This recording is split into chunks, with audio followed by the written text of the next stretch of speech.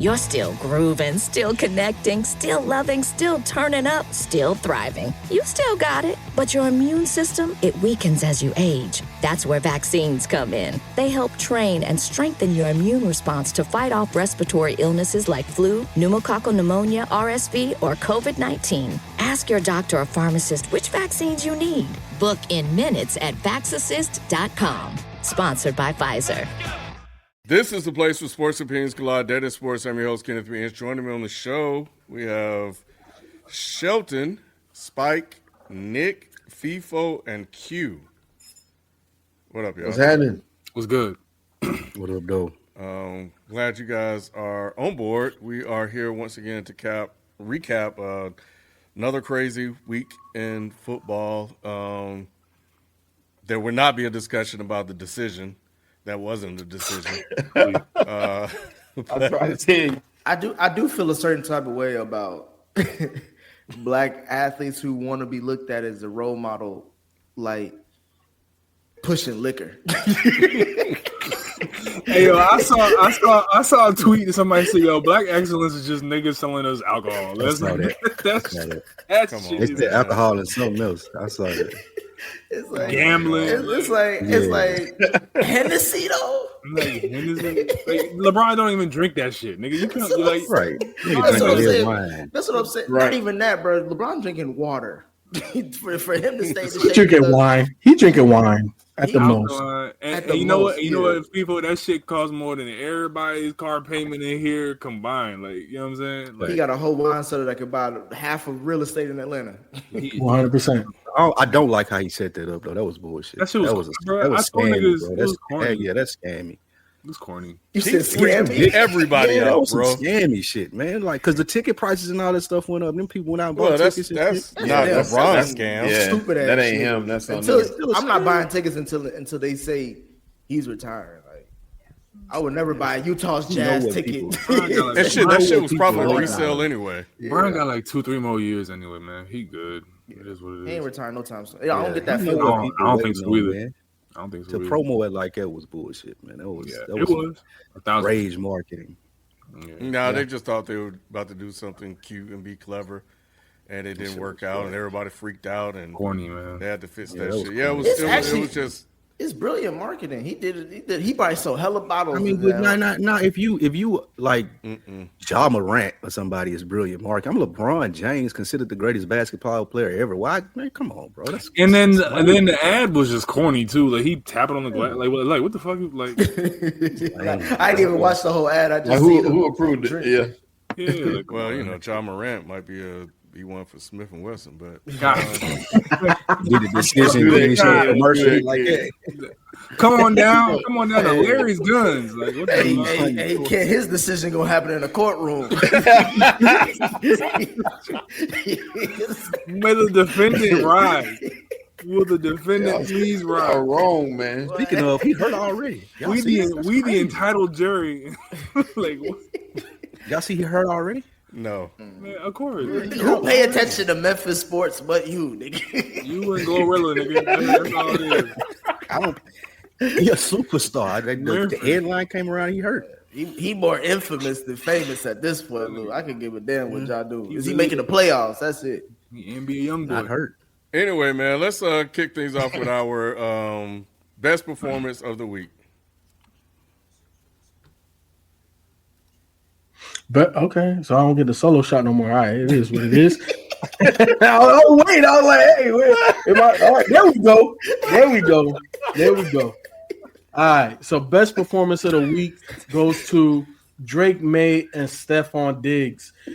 If you watched that game from get-go, you saw that Stephon Diggs was by far the leader of that squad. He wanted that win in Buffalo bad, right? And I think that whenever a player gets traded or unceremoniously leaves a location and comes back, that's one of the things that they want.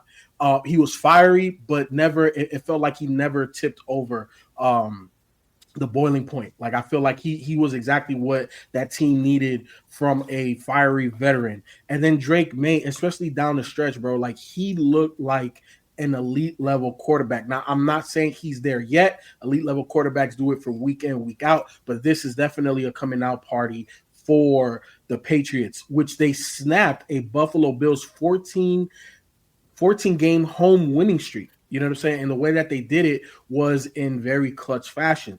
Now, just a couple of numbers: 22 out of 30 for 273 from Drake May, and that clutch drive that he had, especially going down and stiff arming a defender and waiting to the last possible second to make that throw to seal that field goal. When, to me, Drake May and Stephon Diggs combined had the best performance of the week for me. Did you watch that game live? Mm-hmm. Okay, I fell asleep because I'm not staying up to watch the Bills versus the Pats. Well, so Nick, so I watched I was shocked. I woke up shocked, thinking like, "Oh, the Pats won," and then I watched the game and I'm like, "Okay." Second half was better than the first half. That first half was a slump fest. I ain't even gonna lie. But what was it, like 6-3 or yeah? It was just like a divisional game where it's like it's ugly and it's not really like that exciting until the second half. But I did rewatch it through like the highlights and everything, and May played a hell of a game. This is his breakout game, especially during the circumstances of the Bills being undefeated. But I still need more to see for me to kind of see. And I'm not saying you're saying this. I'm just saying from others, it's like 100%. I kind of just want to see a little bit more. I'm not saying he ain't talented. He's definitely talented. I just got to see a little bit more. He has to build on it. Mm-hmm. Especially in that division, because that division arguably could be up for grabs if he's as good as what people say he is. Because there were some games that Mike Jones look all right, but it didn't turn out to be. They tried to give that game away, though. This game, it was a game that felt like New England had the Bills' number, but they tried to give it away several times.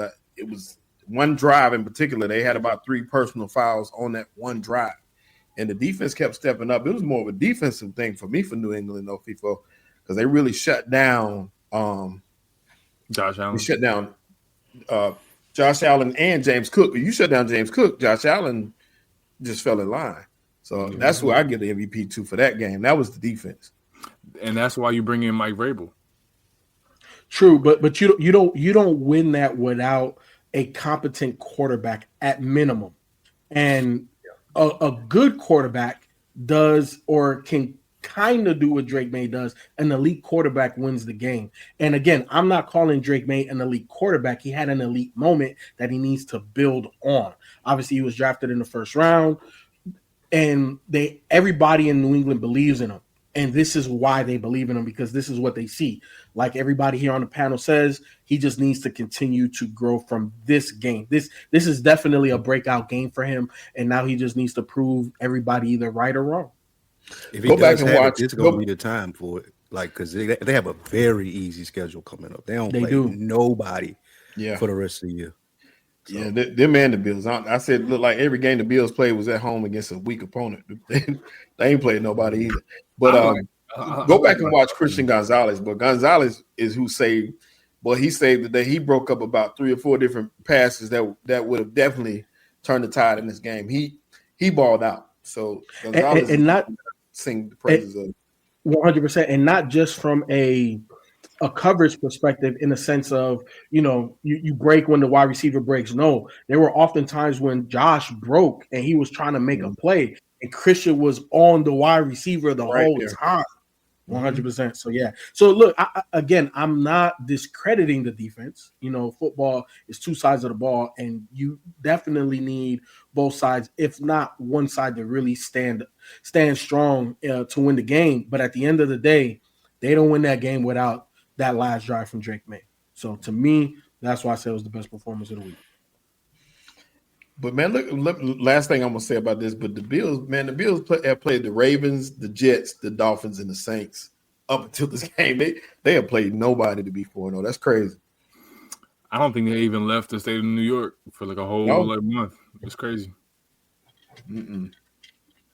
But, yeah. No, I like what Mr. Drake May is showing, and I think that he has solid mechanics. I think he can build on it.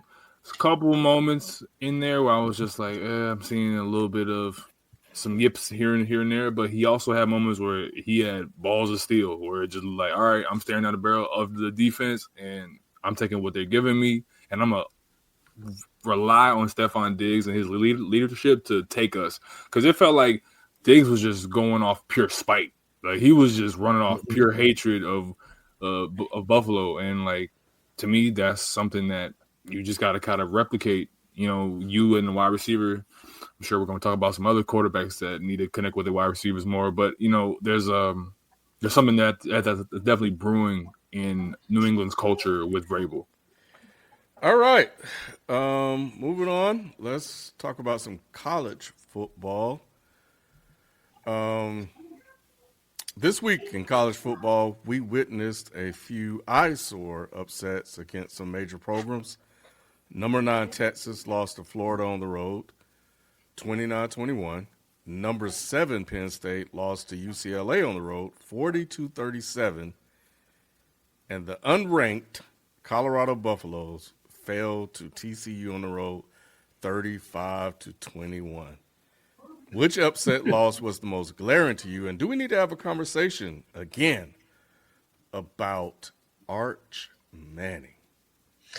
I can answer that pretty quickly for you. No, the conversation should have never been had in the beginning. Arch Manning's never done anything to even deserve a conversation, let alone all this talk. It just showed that Quinn Ewers was laughing in people's face right now. Like, y'all, I can't believe y'all thought he was better than me.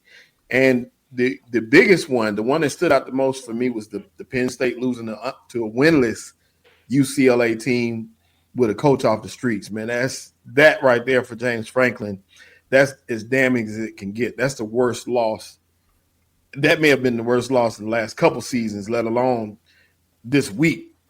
So that was a horrendous loss, coming off a loss when you needed to step up and kind of whoop up on a team to kind of get out of the hole from losing that last week game to Oregon. You needed this victory. If nothing else, not only did you need to win the game, you needed to win it convincingly. This team was spiraling, the UCLA team, looking crazy, just fired Deshaun Foster. Here's the time for you to step up and make a statement. And not only did you not make a statement, you lost the game. And you cannot have that happen. There's no need to even mention in Colorado right now anymore because they're not relevant on the college football landscape at all. But as far as, like I said, to have a conversation about Arch, we don't need to. Yeah, you know what, Shelter? The reason why I think we got to have a conversation in terms of Arch Manning is because I don't know if y'all know this, but he is the highest paid college player, making about $6.8 million in NIL money. And he came into this season with the number 1 ranked team. We all gave him a pass for Ohio State, right? Like we saw that defense, and we saw what Matt Patricia was doing with that defense. All of us did not give him a pass. Okay, the majority of us gave a pass for that defense because he had a couple of moments that you saw. Okay, he got legs. Okay, he made a couple of throws, but that defense was really good. Then as the season has continued, Arch hasn't done anything to make you feel that he's special at all. And at this point, you really got to consider benching him. Now, here's the thing. Now, I think Texas as a whole is an issue. But when you have a great quarterback, all of those unsightly issues can be masked by a great quarterback. And that's not what's happening because you look at their run game. Them boys is averaging like 2 yards a carry. So that tells you that the O-line is bad. Something's happening with either the play call or the running back. So there's a multitude of issues, but great quarterbacks overcome that. He's not doing that. He's succumbing to whatever that situation is there. He's not overcoming. So that's the reason why we have to have that conversation. In terms of Colorado, look, I think this, and I'm not talking about the pro potential of what Shedeur is right now with the Cleveland Browns. We're talking about what he was in college. We're talking about the most sacked guy, but had some of the highest completion percentage, had some of the best touchdown to interception ratio. And what we're seeing is that Coach Prime right now does not have a guy that can make the plays to keep them competitive in those games, right? And here's the thing. We talked about the rushing attack. The run game is not obviously stellar, but it's better than what Shedeur was there. And they can't get over the hump because quarterback play is abysmal. He don't have a real quarterback out there to even keep him in the game. Is it all Deion's fault? a little bit because you're the one that has to go out and get these players. You're the one that's recruiting them. You know what I'm saying? And you knew when Shedeur was going to bounce. Now, here's the thing. I did think he looked good. Their quarterback, I thought, I'm bad with names. Caden Salters, I think. Thank you. He looked good in, helmet and shorts. But shit, when the lights is bright, bro, like he makes some throws and then it's like, bro, like what are you doing out here? So I'm not giving the full pie of the blame to Coach Prime, but he definitely gets a big percentage of that, especially a big percentage. But yeah, like these two programs, they're just spiraling out of control right now. Colorado, like to second FIFO, they don't have a quarterback. That's a problem. And I think it speaks to how good Shedeur was. The roster is better now, but they still can't do anything because they don't have a quarterback. Shedeur was elite level college talent, and that's why they were able to at least win 8 games. Texas, the problem is Steve Sarkisian. He even said today in an interview that he didn't see what the big deal was. Like they weren't ranked number 1 at the beginning of the season. He don't think that this is a problem, what's going on in Texas. I think he really scared to criticize or bench Arch Manning because of the last name. So he's in a compromising position, and it's showing. He got the talent in Texas to be able to win football games, but he also doesn't have a quarterback. James Franklin is the real issue, I feel like, in this conversation. Being 1-10 against top 10 teams, losing to a team that had 0 wins, and even prior to that, with the exclusion of the Oregon game, putting up like 6 points in the first game, putting up 9 points in the second game. James Franklin is going to start being talked about and lose this tier of job that he's able to get. Now he's going to be like Texas Tech and places like that, Arizona State. No big power school is going to give him a chance again because of him not being able to win a big game while he was at Penn State. And You got something else? Go ahead. For me, it's interesting that Lou just talked about everything but at Colorado but Deion, Ken. You know what I'm saying? He talked about he said it just proves that Shedeur was a good quarterback. And what that translates in the NFL is that Deion need at least a 5th round QB to win 4 or 5 games. So, what you expected Deion to do? No, I expect him to be a coach. He recruits players. I'm just expecting him to be like a coach. that's not his. Like coaches have their specialty. His specialty is bringing in a talented roster. Y'all, again, this is a different program, so I know it has different standards.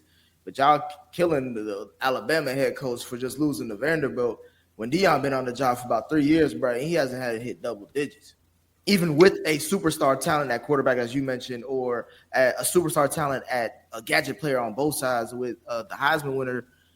And with NFL wide receivers, it's like, all right, bro. When do we criticize him? Question though, is Deion too, for lack of a better word, is Deion too sick to really commit to this? Yeah, and I think so. I think so, Lou.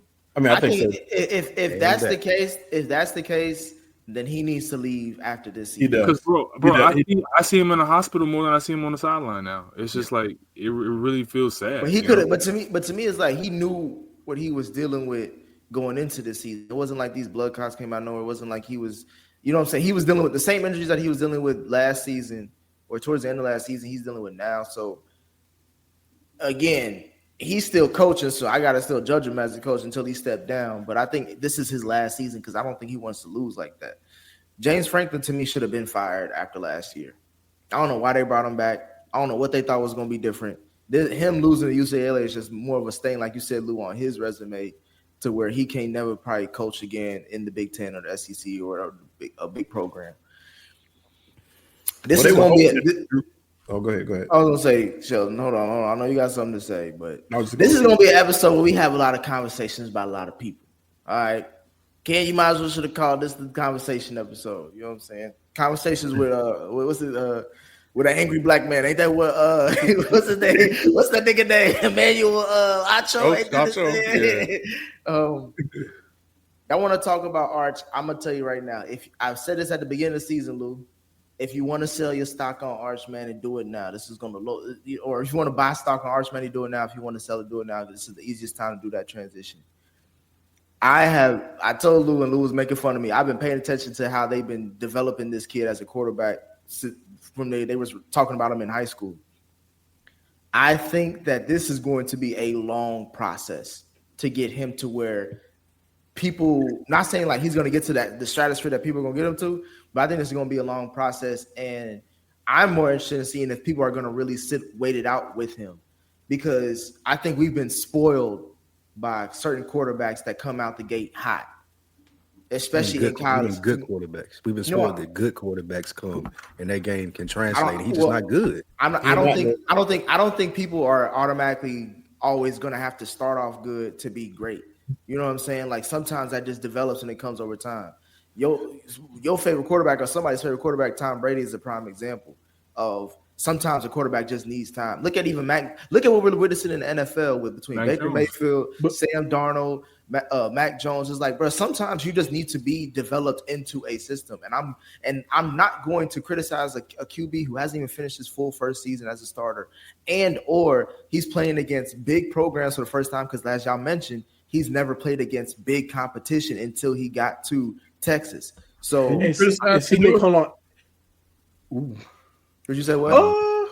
Did he criticize Shedeur? Yes, he did. I did criticize Shedeur, but I gave Shedeur a full season before I criticized. I was just saying, like, we was going with. I've always said I've never been that impressed with Shedeur because I didn't think he was that talented. I actually think Arch Manning is talented. I just think he hasn't put it together yet. Because when you this is why I disagree. That don't make any sense. It does make sense if I. No, it doesn't. Why is he on the field then? And also this, Nick, you talked about this is the first time he's playing against top tier competition. He played at a small high school, right? And there's great high school players that when they get to college, maybe they need a year or two to fully grasp and transition. But you dominate high school. Arch didn't. You go look at the numbers. No, he didn't dominate high school, bro. I didn't. Did I say anything that goes against that, FIFO? I literally said in my statement, I was like, I've been paying attention to this kid. Like, it's going to be a long process to get to where he gets to. But you said that he's talented. Thank you, because you're saying that he's talented, and then in the same breath, you're basically shading Shedeur, saying that he wasn't as talented.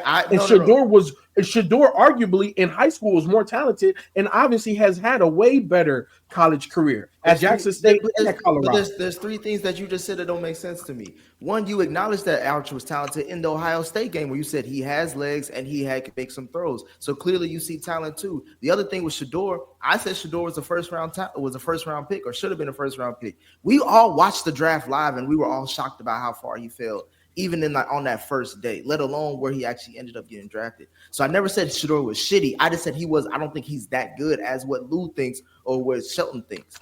Those are two different arguments. From what I see in Arch, I think he has the potential to be better than whatever Shedeur is or what can be. That's my personal opinion. Problem, and that's why he's getting criticized, and that's why the conversation needs to be had. If he couldn't beat out Quint Ewers, which me and Sheldon were both saying to you at the beginning of the season, now he's out here and he looks like this, and you telling me, oh, it may be a process. Tom Brady then started missing in his senior year. His last name is hindering him. They feel like, oh, we got to throw him out there because he's a Manning. If it is what you say he is, he need to be on the bench. Let somebody draft him. You don't learn on the bench, bro. Tom Brady ain't that what Deion said, kid? You don't learn on the bench. But you brought up Tom Brady. He learned on the bench. No, I brought up Tom Brady as far as like the progression of being a good to great quarterback doesn't come off. You don't start. That's you don't the come off. You want to make. This is different. That's the comp you want to make. The comp, he shouldn't be on the field. The comp, regardless of what I'm making, is development. Brady didn't start in New England his first year either. So he sat on. I'm saying he sat on the bench. Arch didn't start his first year either. He sat on the bench. He should still be on the bench. That's the conversation, though.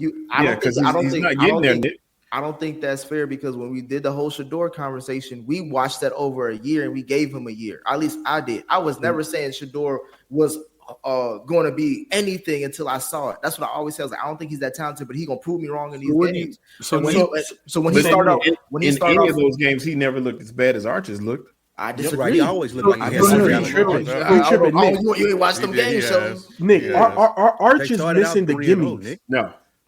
I'm talking about what Shelton said. He has looked. No, absolutely. He has not. No, not this bad. Shador's never looked this bad. Shador's never looked this bad. Because here's the thing, Nick.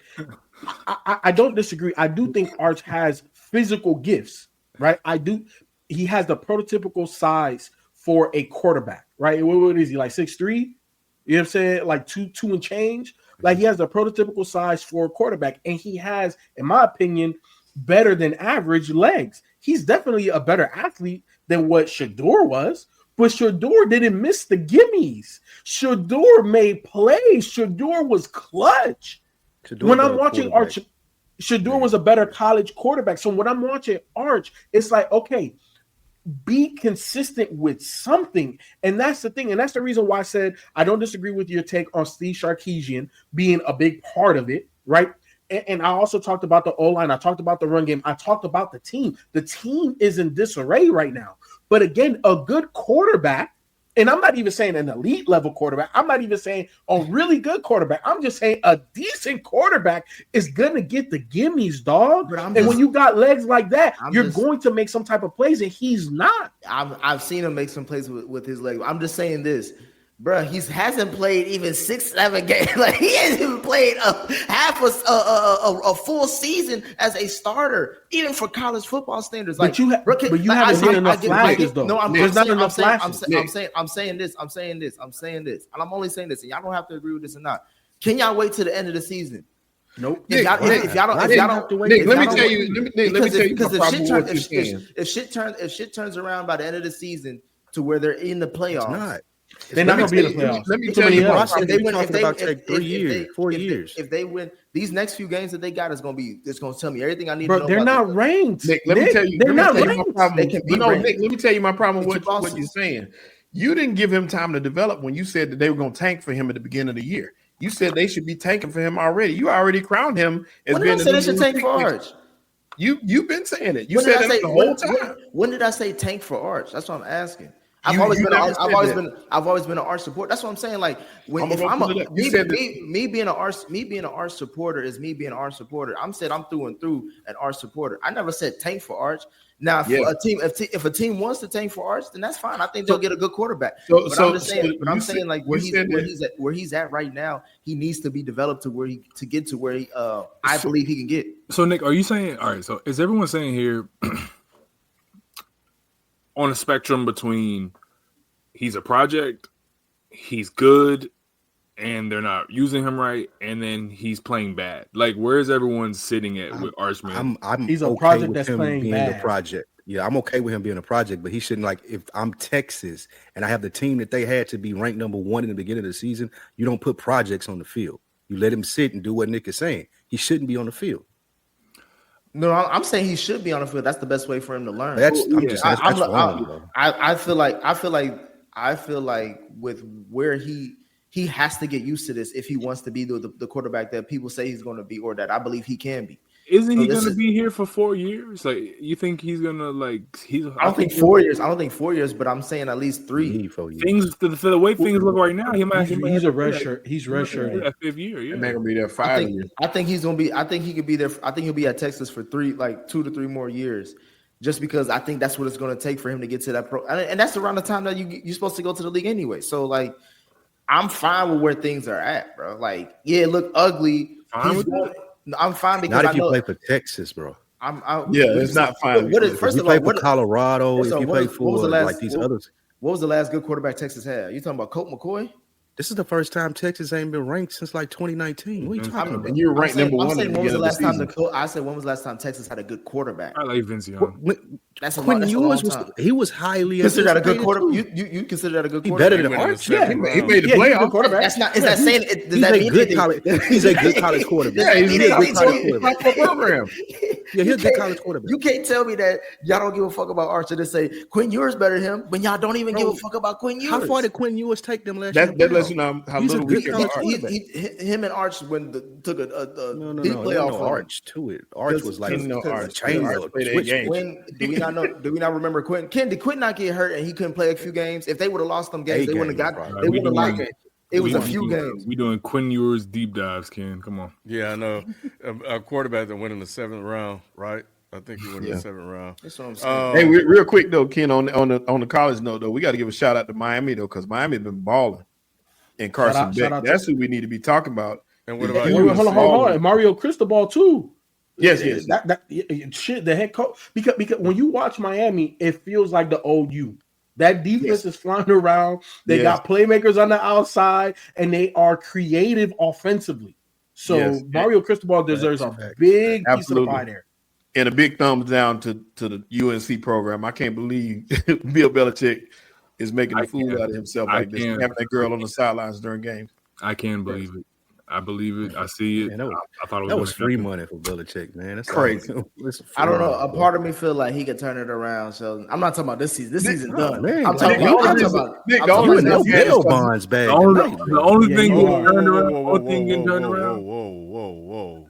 Didn't y'all say give Coach Prime some time? That's what I'm saying, bro. Hold on. You know what the difference is? Wait, hold on. We know Bill Belichick is not a personality, and you have to recruit in college. I can't just pay you a bag and then all of a sudden we sign a free agent. College is different. He's not recruiting, bro. Yeah, that ain't my problem. Ken, my only problem is during the games, he's talking to his girlfriend on the sideline. I'm like, what in the world? Why are you worried about that man, girl, bro? That's a 73-year-old man that pulled a 20-something. Bro, why are you worried about because it's during the game. If you coaching my son, you ain't got no business talking to your girl while my son playing. Well, if your son is only good enough to start in North Carolina, he ain't got that many options. so he gonna be with Belichick. Indiana Jones went to North Carolina, right? No, he went to. Anyway, I think that. It's terrible. It's awful. They ain't doing shit. But nevertheless, we'll see how it play out. All I'm saying is, and that's the only thing I was asking was, everybody said give Coach Prime time. Coach Prime in year 3, and look at where that time done got him. That time over with. Hey, that's all I'm saying. That's all I'm saying is, bro. I thought we were a respectable man. I know you probably people in the chat, and I know Lou already called me bail bondsman, but I'm like, bro, I need to see a full season before I can judge half these motherfuckers based on what I want to say. Now, things can look good to look great to look shitty, but I'm just saying, get a nigga time, bro. If this is the only 3 wins for Texas this year, then we can have a full conversation. We can go have at it. Shit, it might but be. Look, losing to Florida ain't cute, but losing to Ohio State, I can give you that. And then the rest of them games, bro, we gonna see what he really is. We gonna listen. We gonna have another conversation. I know about 2 weeks, and Lou gonna be like, "All right, Nick." Hey, I'm not saying anything about Colorado, but Lou, you said Coach Prime's job isn't to recruit. Was that what you said earlier? I said it is too. That's his only job. That's what and not different coaches. I mean, he got people, assistant coaches for that. But his main, so you have offensive coaches, you have defensive coaches, you have coaches that are good at calling plays and all of these different things. His reason for being hired as specialty is getting talented players to Colorado who wouldn't normally have gone. He's done that. Nick, when he had that press conference and that reporter called him Dion, what did he tell him to call him? Coach Prime. All right. That's all that's what he's Coach Spike. Nah. We moving on. Archetypes. Nah. This ain't college football. This ain't the video game. This ain't the video game, FIFO. This ain't the video game. But his job is even in the NFL is the same. No. That's not what Spike is saying. Don't take it literally. Nah, we moving on. You got to read between the lines. That's fine. I'm not. They crowned him when he was coaching and winning games. It was coach this, coach that. Now he's a recruiter. Get the fuck out of here. Yes.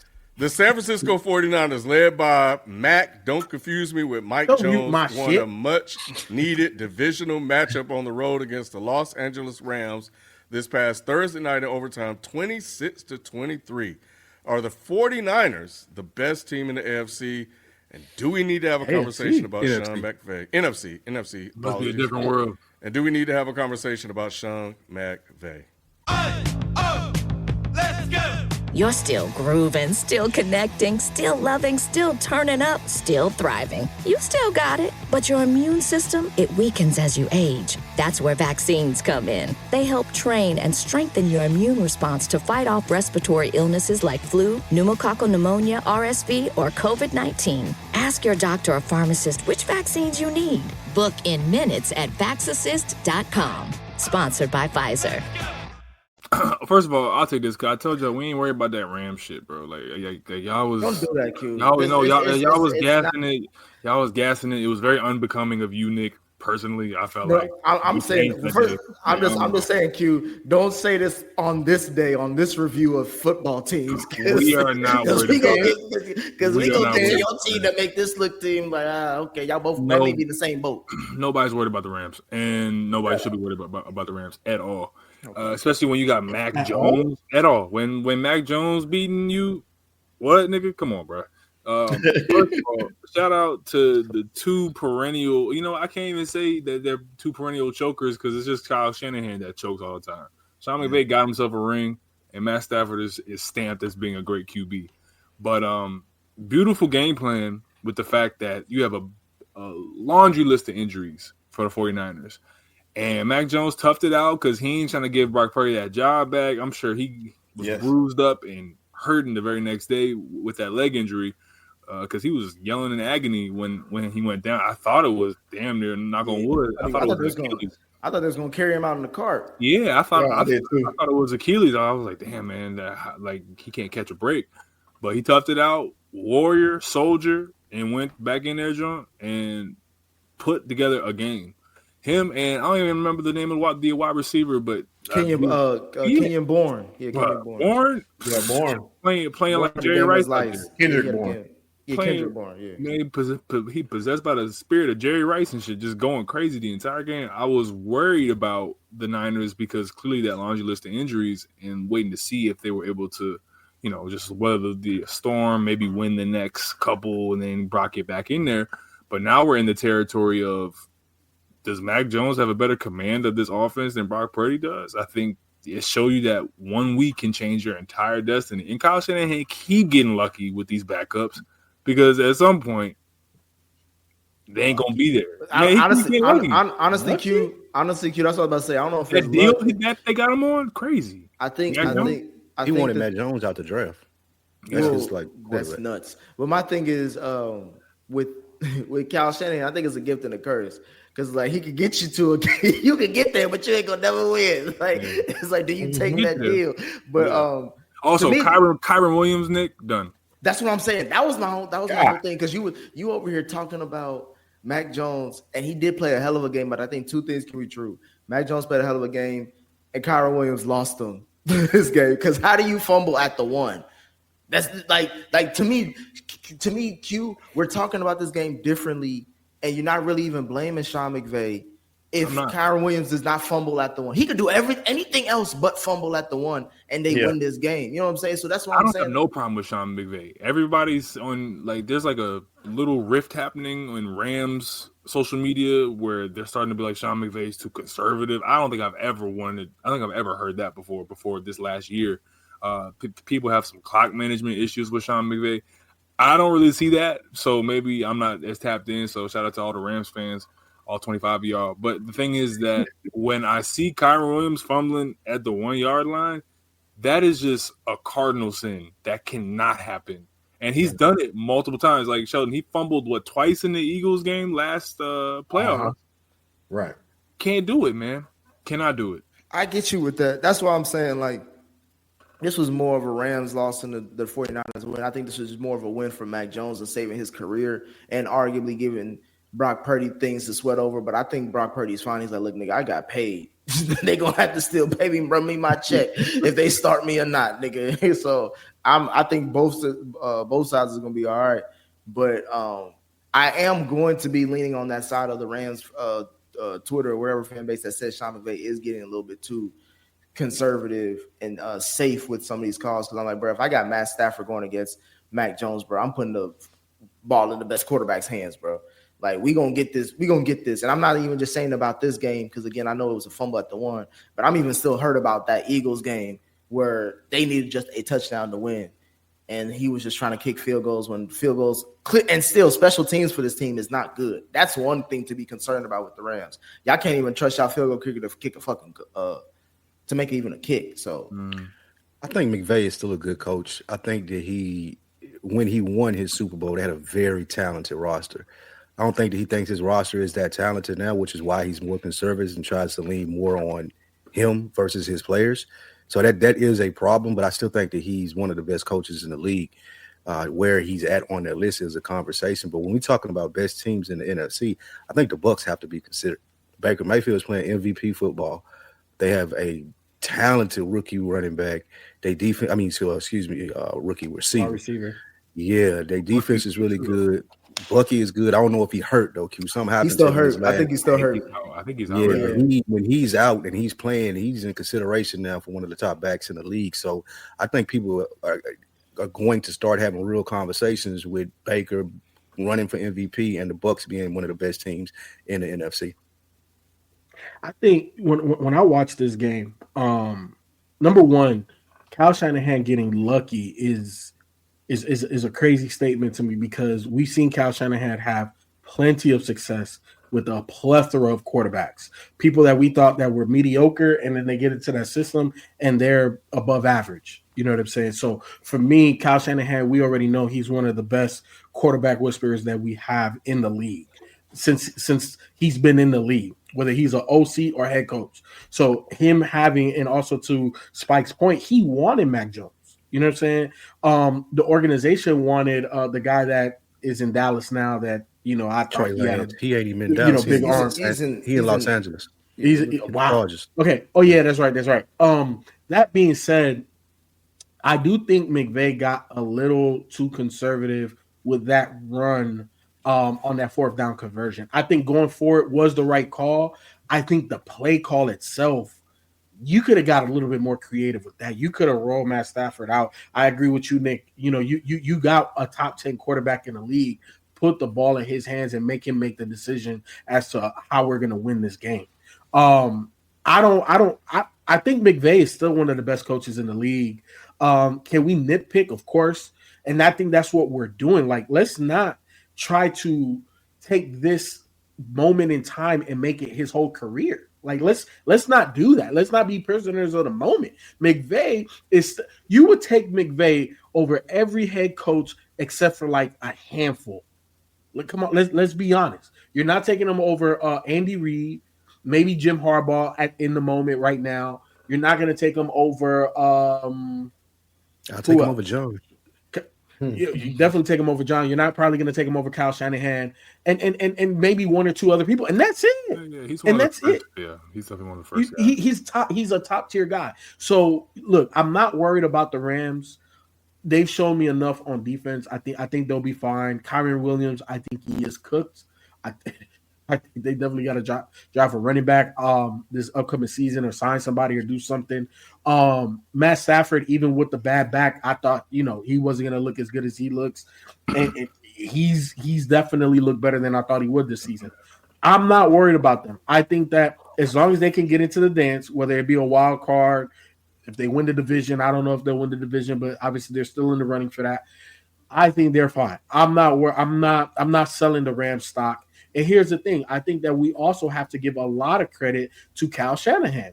Number one, we always know that the 49ers, for whatever reason, they're one of the handful of teams in the league that get hurt. And it's not always one guy that, he's going to be gone a week or two. Like Bosa's out for the year. They just signed Brock Purdy. He's out multiple weeks. Like they have multiple injuries. And for them to be at 4-1 right now with Mac Jones playing the way he's playing, name me a better Kyle Shanahan season. You know what I'm saying? And dealing with this level of adversity and still pulling out these games. Like, we got to give credit where credit is due. Don't sell the Rams stock and buy Kyle Shanahan stock. And you never know when McCaffrey going to get hurt too. So yeah, my thing at this point, FIFA, I'm not giving no credit for that because this San Francisco 49 medical staff has been there for ever since Kyle Shanahan got there. If he hasn't fired all of them and rehired anybody we don't know else, that he haven't though. Nah, bro, it can't be. It can't be, bro. It has to be the same staff, bro, because it's insane that this happens. Like y'all mentioned, every damn season, bro, and we're talking about everybody. So it's just like, and no other team, literally no other franchise, even the shitty ass Cleveland Browns, don't deal with this many injuries. Like, the Ravens do. The Ravens do. Yeah, the Ravens are in the same boat. But still, this is bad, Nick. You're right. This is bad. I'm saying it's still, but it's even worse because we've been doing like this. Kyle Shanahan has been a head coach for what, over 5-6 years now? 5-6 years, yeah. Yeah, and it's been every year. Mm-hmm. But like you said, FIFO, you said it yourself, and the reason why you should worry is because of what you said. You said Kyron Williams is cooked. His backup, Blake Corum, fumbled too. So they really don't have a stable running game to depend on to get them through those times. We're talking about a Matt Stafford who is still dealing with back issues a little bit. He's having some he's able to get the job done, and there's times when Devontae disappears. Devontae is a good receiver, but Puka's carrying a lot on his shoulders right now. It's Puka a bust. Puka might be the best receiver in the league. He is. Might be. Don't do that. So you haven't watched. So you didn't watch Rams game. You say you ain't watched no Rams game. You say that. Justin Jefferson is nice. I literally watched this Rams. I literally watched this Rams. There's a difference between Puka and Justin, and I'm not saying it's a big difference, but Puka plays all. He's in the slot, he's on the outside, and he plays the other receiver. Jefferson only Jefferson moves around. Are y'all kidding? Bro, then y'all don't watch Vikings games. No, I get you. I agree. What I'll say about Puka though is Puka is the run game basically. What you depend on the run game for a team. Puka is that. So y'all telling me that if Matt Stafford is throwing Justin Jefferson the ball, that might not be one of the top. The quarterback got something to do with it. He has Carson Wentz and J.J. McCarthy. I agree with you, Q. Though Justin Jefferson to me is he's the most talented of this season from what I've seen. He's the most talented guy this year. Puka is the most valuable. And the reason why I say that is because this Rams team, I'm not even going that far. Just say he's a good receiver. Okay, I'll say that. But if you take Puka off this Rams team, they are nothing. And he's pretty much, like I said, he substitutes. What is he doing with them now? They win a game. Like that's what I'm saying, bro. We're not worried about that. Wait, hold on. The same amount of Shelton, I got you back. Shelton, I got you back. First of all, Puka's on pace for a 2,000-yard season. And do you also understand that the other two most dominant wide receiver seasons were quarterbacked by Matt Stafford? So, yes, Q, to your point, Matt Stafford has something to do with it. But Puka, he has a lot to do with it. Matt Stafford is a top 10 quarterback. But Puka is balling. Now, Shelton, I do agree with your caveat. I do think Puka is more important to the Rams offense than Justin Jefferson is. Not saying that Justin Jefferson is not important. Obviously, he's their number one guy. And you could say 1A, 1B. I do think Justin Jefferson is a little bit more talented than Puka. Puka's a little bit more tough. Different type of wide receiver, but right now they're 1A, 1B in the league. I can't. Jamar Chase, I love Jamar Chase. They ain't got a quarterback. Maybe they do now with Joe Flacco. But right now, the number one and number 1B wide receivers is Puka and Justin, whatever way that you want to put them. All right, cool. I can't believe what I'm hearing. Yeah, that's what I'm saying, but this is we don't want to hear anymore. Like I said, I agree with you. Last point, Shelton, and then we'll move on. Yeah. Right? Okay. Now we're talking about his brother. What's his brother's name? Jordan Jefferson. James George Jefferson. Hey, George Jefferson. We talking about Weezy Jefferson. I'm actually y'all not watching these games. They can't be watching it. Y'all not watching these games. Y'all not watching Jefferson get numbers with moving on up. Y'all crazy, man. Hey, y'all crazy. Y'all crazy. But the only thing though is, like I said, Thomas Jefferson. God damn, 1A, 1B, no nigga, 1 and 3. Like I don't know about that, bro. They don't have it. It's gonna be tough for the Rams. That's all I'm saying. It's gonna be really tough for them going forward to be successful. And that's all I got on that. They telling me Raekwon is as good as 01 Jay-Z. I'm like, what the fuck are we talking about right now? All right, man. We'll be back with We Need to Talk and the Denver's Eagles games right after this quick break. If you're looking for real conversations and motivations to be your best, then you have to check out Another Week in the Books. Another Week in the Books with Spike, Lou, and Rich is your go-to podcast for growth and community. Plenty of dope conversations take place week to week as they inspire each other to be better through conversations. Another Week in the Books, wherever you get your podcast. We need to talk. Yes, we need to talk. Let's go! You're still grooving, still connecting, still loving, still turning up, still thriving. You still got it, but your immune system, it weakens as you age. That's where vaccines come in. They help train and strengthen your immune response to fight off respiratory illnesses like flu, pneumococcal pneumonia, RSV, or COVID-19. Ask your doctor or pharmacist which vaccines you need. Book in minutes at vaxassist.com. Sponsored by Pfizer. Ken, this season, I've been trying to do the Lord's work, and I'm trying to make sure that we keep everything of being about these not first-year head coaches, but first-time coaches in new spots. So everybody's really, Ken, they killing Aaron Glenn. they ready to get that nigga about the paint tonight. They gonna run him the way he was running down that side. How you gonna run up out of there? We said you can dance all at the cookouts that you want to, nigga, because your ass gonna be at home. So they going hard on Aaron Glenn. They kind of letting Ben Johnson cook because Mr. White Man. But was it Vrabel? What's his first name? Mike Vrabel. He got the big win against the Bills, and everybody's on his dick now and shit. Everybody forgetting about Pete Carroll, bro. Ain't nobody saying nothing about Pete Carroll, bro. They are 1-4. Do you know the team that they beat, Ken? It was Mike Vrabel. So at this point, this is the number of their losses. They scored only 9 points, losing to the Chargers, 9-20. They lost to the Commanders, 24-41. They lost to the Bears in that crazy game that they should have won, 24-25. And they let Daniel Indiana Jones put 40 on them, and they only put 6 points.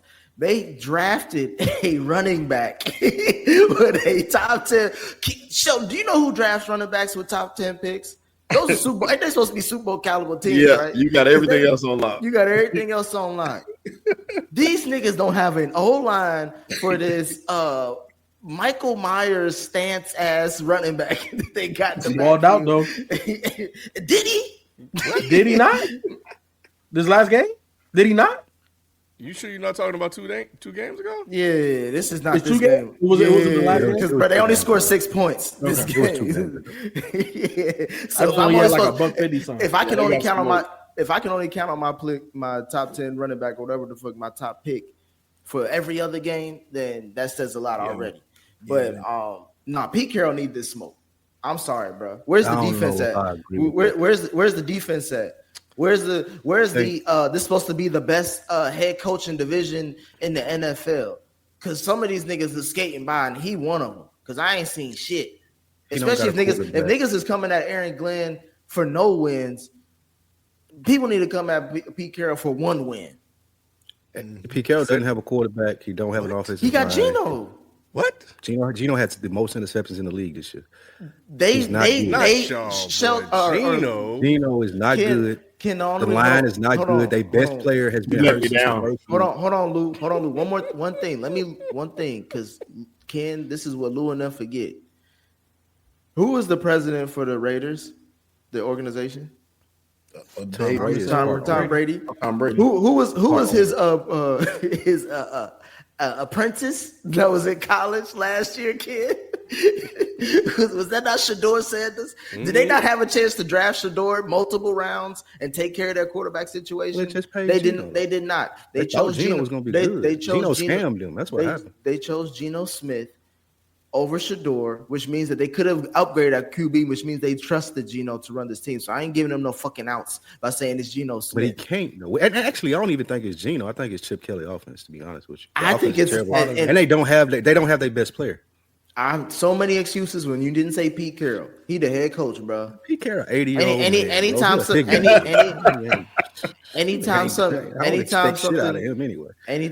bad happens to the Bengals, y'all keep telling me. Y'all remind me who the head coach is.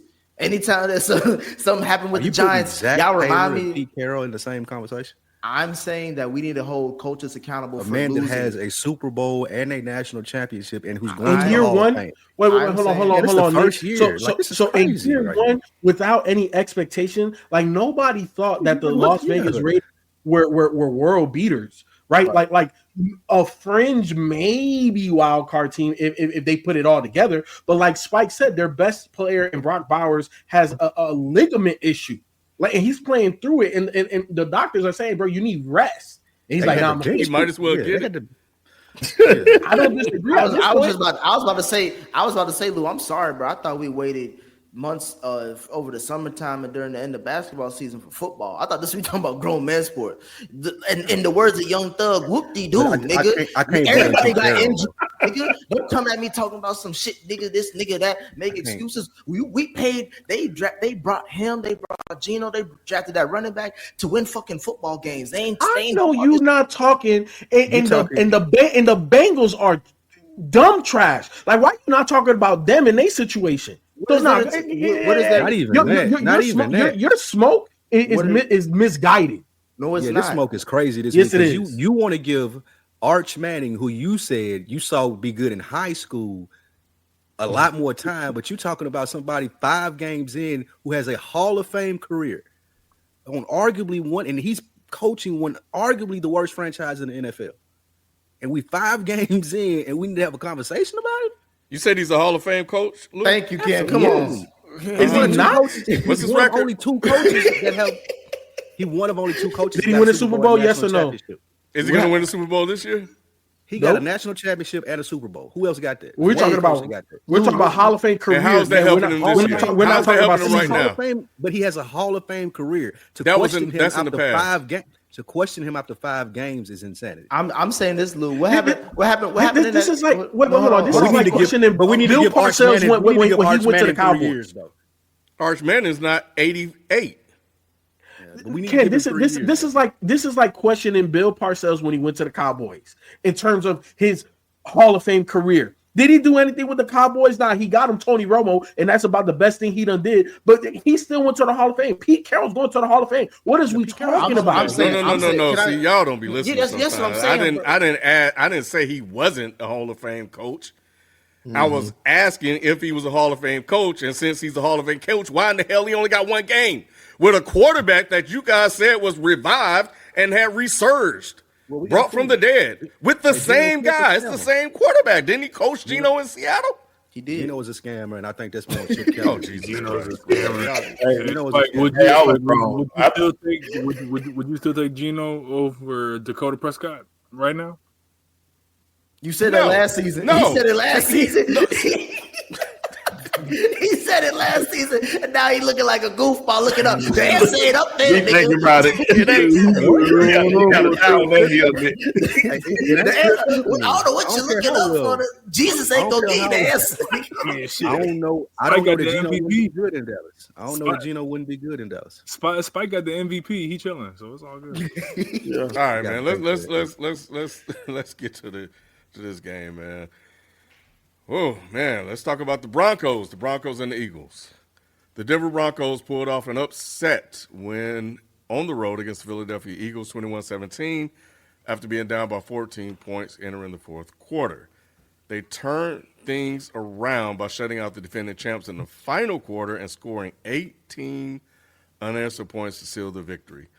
Does this win make the Broncos a legitimate AFC playoff contender? And do we need to have a conversation about Jalen Hurts? Yes and yes. Look, I picked the Broncos to win the division. It's still up for grabs, especially with the Chargers, all of their injuries that they're dealing with. You see, we just got off the Raiders. they're not going nowhere. And the Chiefs are stumbling, but I'm not worried about them long term. That being said, the Broncos have arguably one of the best defenses in the league. They sack the quarterback the most, and they give up one of the fewest points per game in the entire league. Now, that's the main reason, and I've been talking about it. I'm not worried about the Broncos. Offensively, it hasn't looked great.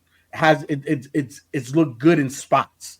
But I think when you have a defense like that and you have a second-year quarterback that has shown flashes, like do I think he's going to be a world beater? No, but I think he's a decent to good. I think he'll be a really good quarterback in the future. I think right now he's playing pretty decent. And I think when you have a decent quarterback, you have a Hall of Fame caliber or Hall of Fame career head coach with Sean Payton. He's a Hall of Fame head coach as well. I think that they're going to be fine. I think they are going to play for the AFC West title. Now, in terms of Jalen Hurts, hey, Q Shelton, we gotta have a conversation because the Eagles got some weapons. They got. Why is Q looking like he confused, nigga? You know exactly what he's talking about. Look, and I put Jalen Hurts in the top. I think he's top 10, 5, but he's I know he was definitely top 10. I can't remember my list like that, but I want to say he was in the top 5, maybe, or right at 6. But either way, I am giving them a lot of credit for winning, right? And they've won this season very ugly.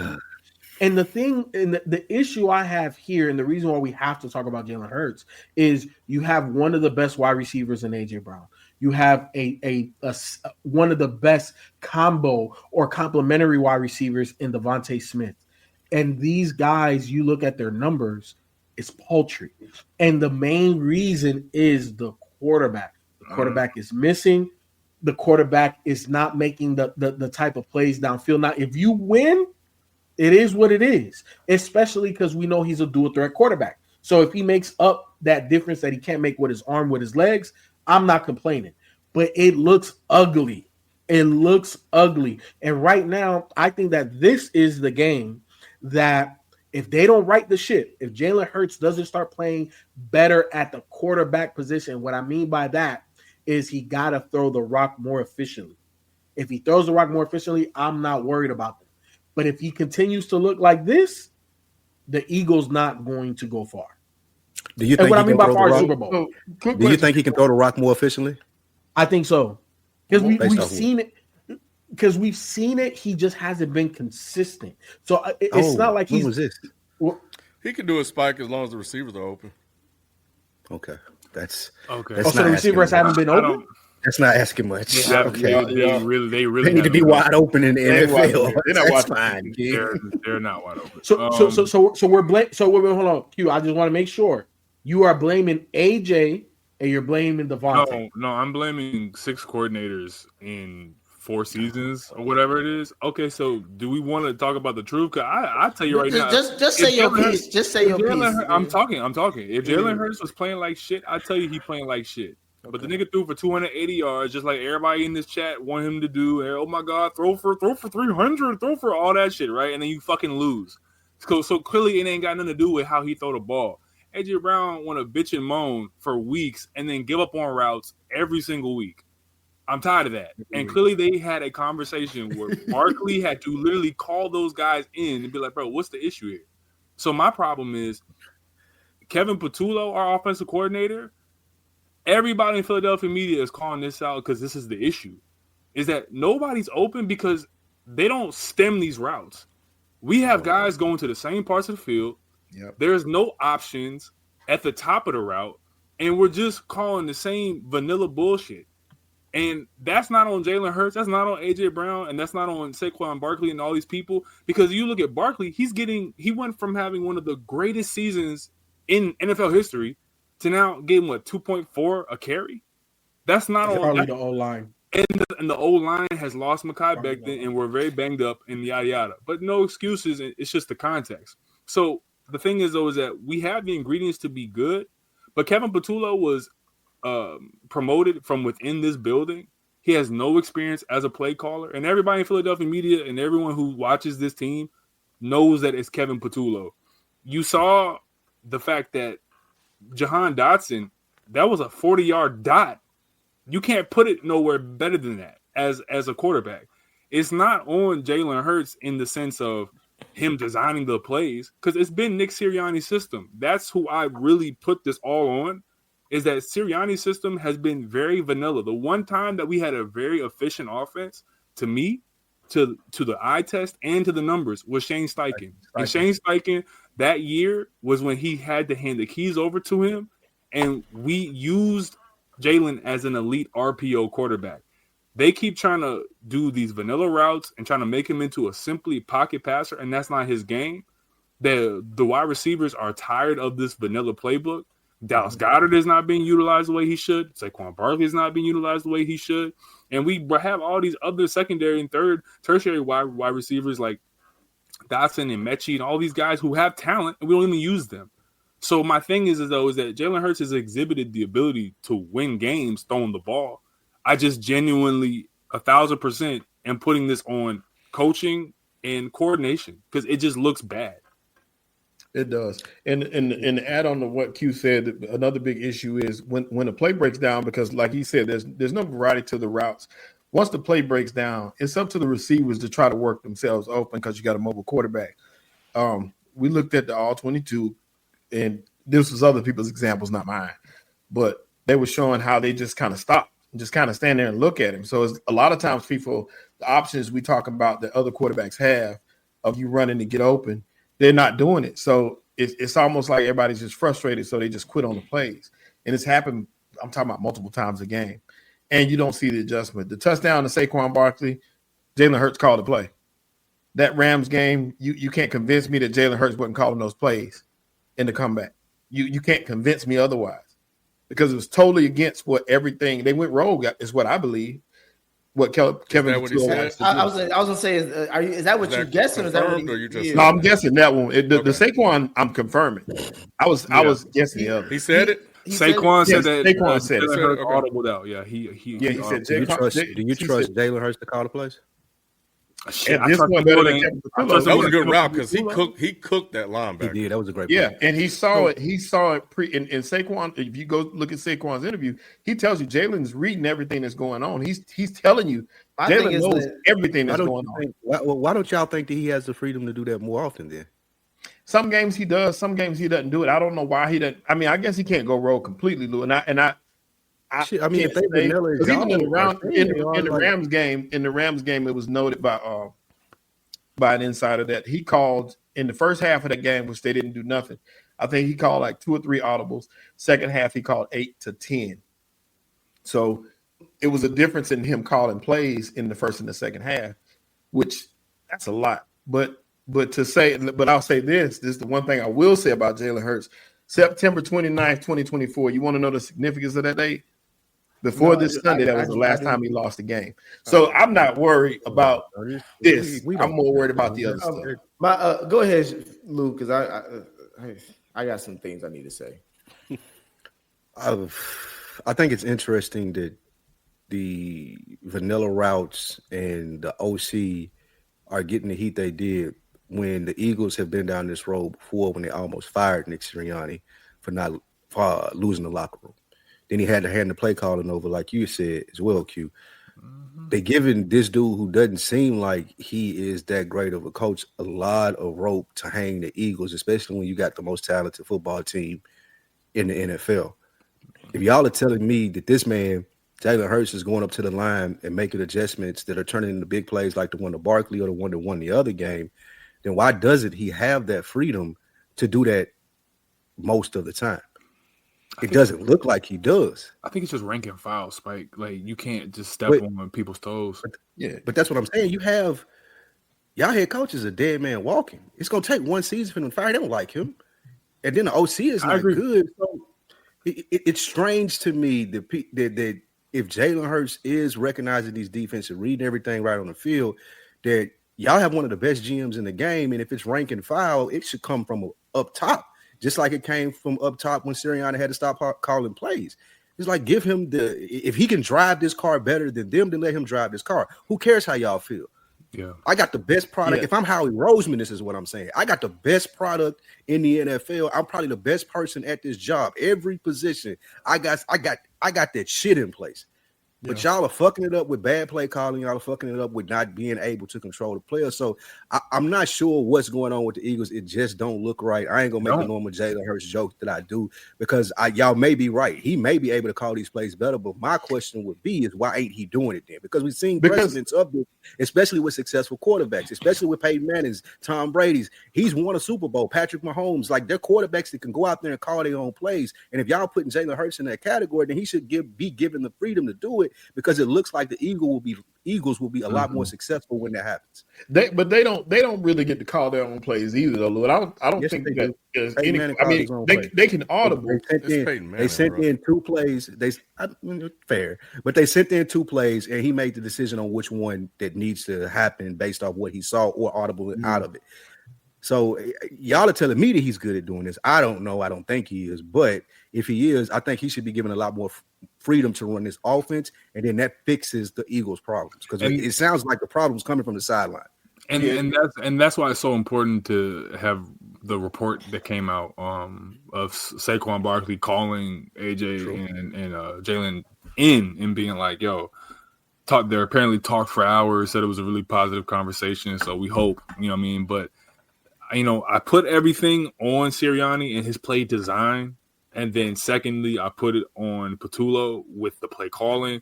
But it does at a certain point because I'm going to be consistent. I'm always trying to be consistent in my takes is that, I get on Joe Burrow and that team for, not having, internal dialogue and, here's what we need to do. Here's what we do best. And we as the offense need to go to the coach together and be like, yo, this is going to manufacture points. Because one of the things that we need to do is call our players in and our stars and guys with C's on their chest, the captains, they have to step up and be like, hey, fuck all this noise about this Patullo guy. What do we do best in these moments? Because there's so many times during the season where I'm just seeing drives start off okay, and then they just stall with the worst play calling I've ever seen. So to me, if AJ Brown is wide the fuck open, why are we doing like these horrible comeback routes, Sheldon, to see if we can get or these terrible these terrible crosses where you're doing these 2-yard crosses to get the ball in this tight window to AJ. It's like, can we get AJ going vertical? These are things that I think they're going to be talking about. And I do agree with FIFO that this is the make or break game of the season because I think AJ Brown has been fed up with the offense. I think he's has an issue with Jalen Hurts for some reason. I don't know what it could be, but we're hoping that this meeting resolved it. And now it's on the players to make this right. I don't want to hear any more shit about Patullo and Nick Sirianni. This has to be on the guys because we have enough talent to do something special. So to me, hold on, y'all. We've been having the Eagles channel for too long right now. To me, Shelton and Q, the biggest issue that I have with how this game turned out, and this is solely by the Eagles and Jalen Hurts, is that y'all let Bo Nix win. Y'all gave the media exactly what they wanted. No, he's so bad. Because the Broncos, I promise you, the Broncos after this loss, niggas would have been like, we need to come to Jesus about this Broncos team because they're not that good. I watched this game because Sheldon, I got Jalen Hurts on my fantasy and I got Saquon on my fantasy. So I watched this game heavily because I was that Broncos defense is nice. I ain't gonna hold you, it's nice, which is why it was pissing me off that the game plan that I see, to y'all point, for the Eagles offensively, it looked like the same game plan the Bengals had against the Broncos just that week prior. Like it was like a lot of goofy routes or just random deep ball throws, like you're playing with a backup QB instead of somebody who's supposed to be top 10. So I just didn't understand the game plan. I didn't understand Saquon only getting 6 carries, bro. Like, that's insane. The only thing that I can think about to justify it is that they played this Thursday night, right, against the Giants. Is that the next game? Tomorrow. Thursday. Yeah. So I'm thinking maybe they were just like, let's not use them too much back to back, you know what I'm saying, twice in the same week, essentially. But still, like, you were up 17, you were up 14. You up 14 in the fourth. Like, run the fucking ball. Like, it don't take that. That's what I'm saying. Like, I can't say this is a Jalen Hurts issue, even though I did not like the way he was throwing the ball. And they know based off statistics, when I think he has under 25 throws or 30 throws, y'all win percentage go skyrocket through the roof. And when he throws over 35 times or whatever, it doesn't. So I'm just blaming this on the fact that Barkley has six carries, Nick. 6 carries is crazy for a guy that is lunacy. That's coaching. He has the only reason I'm not too mad about that, y'all, is because he does have a knee injury now that's on the report now. I'm assuming, and this is straight assumption, maybe something was going on with that knee during the game. Now, that's what I'm hoping, because it doesn't make sense otherwise. Especially when you had the don't y'all got AJ Dillon? Yeah, that's what I'm saying. We got to get he should have been getting the ball. Yeah, like it makes. He should have been getting the ball, because there's no reason to be throwing the ball when you're up. And defensively, giving up 18 points in one quarter is we still got to talk about that, because as much as we talk about offensively, it don't matter, bro. It's not even champions don't get tired, bro. Don't tell me that shit. That's an excuse. I'm not giving the excuse. Let's go. You're still grooving, still connecting, still loving, still turning up, still thriving. You still got it, but your immune system, it weakens as you age. That's where vaccines come in. They help train and strengthen your immune response to fight off respiratory illnesses like flu, pneumococcal pneumonia, RSV, or COVID-19. Ask your doctor or pharmacist which vaccines you need. Book in minutes at vaxassist.com. Sponsored by Pfizer. What happened on defense with the Eagles in that game was Sean Payton showed his pedigree, and he outcoached Nick Sirianni. I swear to God, bro, he outcoached. This is y'all fault. You got Q saying this. That's y'all fault. He outcoached. The thing is, though, is that he showed his pedigree, and all I'm saying is that Nick Sirianni, to me, he's never been top 5, never been top 10 to me. I've never put him on that list. Never. You'll never hear me, because I think Nick Sirianni is who a lot of people thought Dan Campbell is. Because it's just he's a straight up mascot. There's nothing there besides rah-rah speeches. No, Ken, and that goes to my point. Hold on, Lou. I'm not gonna give you away for that Sean Payton goofy ass compliment, because for 3 quarters straight, bro, he only had 3 points. And I think more so on the defense, y'all shit the bed and just said fuck it, because the offense the offense just needed to score one more touchdown to seal the deal, and y'all couldn't do it. Nick, games are like, it's like boxing, man. Like somebody can be whooping your ass for the first 2-3 rounds, and then after that, all right, I see what he's doing. Now I'm 18 in a quarter, and you only gave up 3. Yeah, Nick, I ain't gonna. We have terrible cornerback play on the other side of Quinyon. We have nobody that replaced Slay. Sheldon, Ringo. It wasn't even that, Q. It was the linebacker that y'all talk so highly about making a goofball error when that's what I was gonna say, and I try not to do this because I wouldn't let nobody else do this, but you saw that officiating. Everybody saw those calls. You saw the fumble. Everybody saw the fumble, and they reversed that fumble without having evidence that it was not a fumble. It was a strip sack, and Eagles recovered. They turned the ball back over. You saw intentional grounding, clear as day. Everybody and their mama saw that. Blind person saw that. They picked up the flag, didn't even tell nobody. They just marked the ball back to the spot. What do we say all the time, Sean, about refs? You don't lead the games up to the ref. That's what I'm saying. Bro. That's what I was going to say. We should have been up, and that's what I'm saying. We were up 31 to 6 on the Bucks or some shit. It should have been 40-44. It should have been the fact that we're up. We're up 17, bro. It should have been 31. It makes no sense. We have so many drives where it's like, do the common sense thing. Devontae Smith is capable of being a wide receiver 1. He got a good game. And if he's coming out and being like, I don't like the way that this is being called, I don't feel like I'm being involved, then this goes beyond just Jalen Hurts is not seeing the field, because this is what are we doing here? Everything, there's no philosophy to FIFO and me. Point always talking about identity. What's the identity of the Eagles offense? Yes, there is no identity. There's no philosophy. There's no method here. There's no it's just okay. I'm gonna throw a pass here. Let's run here. It makes no sense. There is no time of possession. We're gonna eat up the middle of the field. We're gonna make you defend every inch. We're gonna get vertical. Like, nah, bro. It's just doing whatever the fuck we're doing. And then when we end up getting figured out, and coaches like Sean Payton figure out you don't really have any method here. So here's what we're gonna do on defense. And but nothing hurt me more though than that fourth down call. You talk about ice water in their vein. Man. That fourth down call that he threw to Devontae and they called it back because Saquon didn't get set. Yeah, that play was that was. To me, I don't know. To me, it's just like, bro, I'm not giving y'all niggas any grace because y'all was up 14. That's a fact. I'm with you, Nick. And the fact that y'all had all those times to score one touchdown, right. I'm with you, let Bo Nick shitty ass should have been the dagger. I'm with shitty ass come down the field and just do like, bro. Nah, it should have been 24-3 on that pass to AJ. And Sean Payton over there gloating about this win, bro. Nah, man. Nah. That hurt. And then they say he rolled back through the city playing Meek Mill and all. Man, I was like, that's crazy. That was so corny. That's crazy. I'm serious. Yo, it's October. I hope that's not true. It's week. It is. It is. I believe it. Bro, it's week 5, bro. Like, I don't know. That shit. Well, yeah, I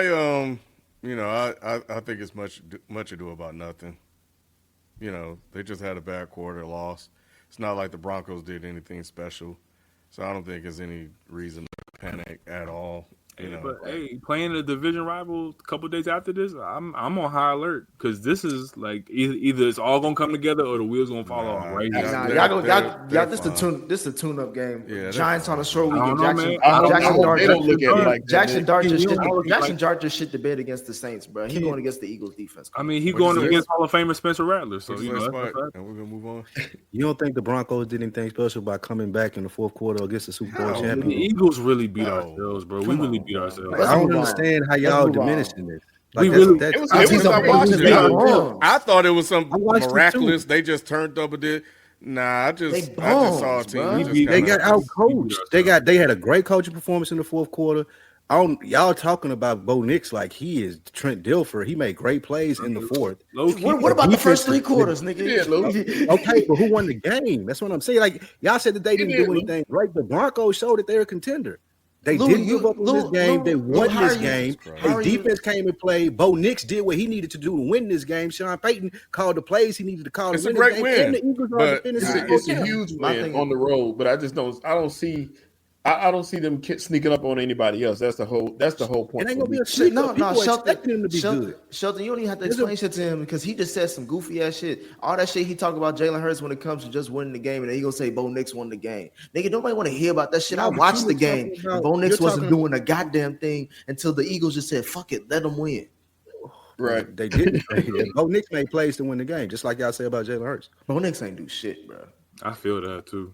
That's fine, but I'm just saying I don't think this is a panic button for the Eagles at all. No, but the thing is though is that to me it's not panic, but this is the make or break game because everyone's emotions are very high in the locker room, like the key players, and this is the type of thing that can this is the thread that can unravel the entire ball of yarn if you let it. You can get under control and you can reel this back in with a blowout win against the Giants. But I'm not comfortable if we go in the MetLife on Thursday and it's like 24-22 or something like. I don't feel good about that. Even if it is a division game, I want to see a statement. We have too much offensive talent to be talking about refs. Yeah, to be talking about offensive coordinators. I want to see bro. Kill him, bro. Kill somebody. There's too much talent here. Saquon should be up for that game. He should be. That's why he said he playing no matter what. And Dart has not been practicing this week, so it should be. Yeah, Saquon has an injured knee. He hurt his knee at some point. I'm scared of having a knee injury and going on that MetLife turf. I do think the AJ Brown Hurts thing is a real thing. I don't give a damn what they're saying. No, it is. It is. But I don't know. I just got a feeling that they'll get it sorted out. Like Devontae Smith, he got some catches. He must be feeling good about himself. I do not follow the Eagles. I don't know what he said after the game, but he seemed like his spirits was up until they lost the game. I think the same thing will happen with AJ Brown. and they'll be fine, and morale will be restored. Well, FIFO, so 7 touchdowns and no interceptions. That's pretty good. So you can't say he ain't. Yeah, 100 and something or 101 passer rating, and I want to say like 60% completion percentage. It just should be more dominant. Like it just that's not how he plays, bro. I understand. Look, I'm not saying that he needs to come out here and be 350 yards a game. What I'm saying is the offensive play call. This is where I do agree with Q and Shelton. Needs to be more creative. The offensive play design needs to be more creative. You got to give him a couple of more layups throughout the course of the game, and it just has to be dominant, Ken. And what I mean by that, I think the prime example is look at the Lions, right? And obviously this is post Ben Johnson. Early in preseason, I was selling stock. I'm like, hey, bro, like they're being messy, they're being too many flags on offense. Too many false starts. They wasn't getting St. Brown the ball. They wasn't getting Laporta the ball. The run game looked questionable. And then after about 2 weeks, them boys look dominant again. And you look at Jared Goff's numbers, it's not like he's throwing for 350, Ken. What I'm saying is when they throw the ball, it feels like everybody's open. And that's what I mean by dominant. That's what I mean. And the Eagles don't have that. Part of that is, in my opinion, is Jalen Hurts. Again, not the biggest slice of the pie. But when you're the quarterback and you get praise for the wins, we gotta nitpick you as well. And that's all I'm saying. But it's a lot on play call, play design, and execution. Okay, all right. Well, we'll leave it there, and we'll be back with our weekly picks and worst of the week right after that. Let's go! You're still grooving, still connecting, still loving, still turning up, still thriving. You still got it, but your immune system, it weakens as you age. That's where vaccines come in. They help train and strengthen your immune response to fight off respiratory illnesses like flu, pneumococcal pneumonia, RSV, or COVID-19. Ask your doctor or pharmacist which vaccines you need. Book in minutes at vaxassist.com. Sponsored by Pfizer. So we'll be back after this quick break. Man, on deck and dead end make too much sense. Yeah, 15 years we've been doing our thing. They've been doing theirs for about 15 years. We both are out here in Atlanta. Are the fans gonna rock with us though? That's the question. I mean, as long as you don't say none of that dumb ass Drake stuff. Yeah, I mean, they should be cool. Fair enough. So I shouldn't say Drake's got 4 classics. That's what you're saying? That's what... Really? What? I could have easily said 6.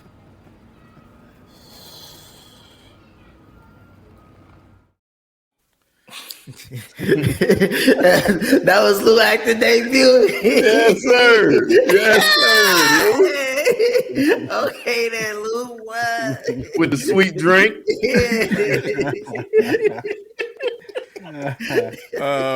We are back again for another week of our NFL weekly picks. Last week's top dog was Shelton. Check the spread, Jay. So let's see who will be leading the pack after week 6. Shelton, I do not write this stuff, bro. I just read the prompt. That's fine, Ken. Ken, they know. The producer do it, yeah. So here we go. Sheldon, you pick chalk here. Well, you're not proud of this, Sheldon. Absolutely. Yes, he is. Absolutely. Hey, y'all catching up with me. All Sheldon do is go look at people I'm turning the tide. No, ask him how fast I turn my pick. Ask Doc how fast I turn my picks in. Yeah, because so I turn it. Spread right there. Look at just click another page. No. It ain't that simple. My thing is, I bet I turn mine in quicker than you. No. Sheldon got a Vegas. Ask Jalen who get the picks over him. I don't know. I think I might be. I was gonna say that last week was bad for everybody though. Last week was just a bad week. There was a lot of upsets. Yeah. I just feel like I feel like Nick and Spike's record is indicative because they are the terrorists of this show. That's it. All three of y'all niggas. I just be keeping it the bean. I'm the one that's level headed amongst y'all, bro. I gotta lead. I gotta lead. Ain't nobody buying that forward. rebrand, bro. But All right. Nobody buying that shit. So let's start with San Francisco and Tampa Bay. We got all right. Wait a minute. Seattle and Tampa Bay or San Francisco. It's San Francisco. Yeah, That's so last week. week. San Francisco. That's last week. Yeah, that is Tampa and Seattle. Yeah, that's last week. Oh, it wasn't. I'm reading the wrong thing here. Okay. Well, anyway, yeah, y'all see it on there. Where's my chat shit? Doc say we neck and neck, Lou. Oh, So we turn it in fast. See, I told you. I just don't want to forget. All right. So yeah, that's what we got. So yeah, moving on to the Chiefs and the Lions. Oh, okay. I'm gonna send these in. Back with the Lions, huh? I'm gonna start sending these in. I got the Chiefs though in this game. I think I'll say this real quick. I feel like the Chiefs are still gonna make the playoffs. I'm never gonna question Patty on that. I stopped questioning Patty when it comes to that a little bit ago. Because you know better. However, I do think the talent on the field is heavily favored in the Lions spot, and right now they cooking. And I'm not just saying that because of what they did in Cincinnati last week, but I do not trust the Chiefs defense right now. That's the thing that scares me right now. Is it possible, Nick, that we might be, I'm not saying overrating, but it's like Bengals and the Ravens that look like an absolute dumpster fire. Those are the last two wins that they look dominant in. Yes, it is. But my other thing is though, when you look at this Chiefs defense and you see Trevor Lawrence doing what he does, I trust Jared Goff more than Trevor Lawrence, and they have better weapons than Trevor Lawrence, and I think they can cook this Chiefs defense. And I think right now the way Patty playing right now, like either this is gonna I think you mentioned this for the Eagles thing, make it or break it. This is a make it or break it for me with their season right now. Season, absolutely.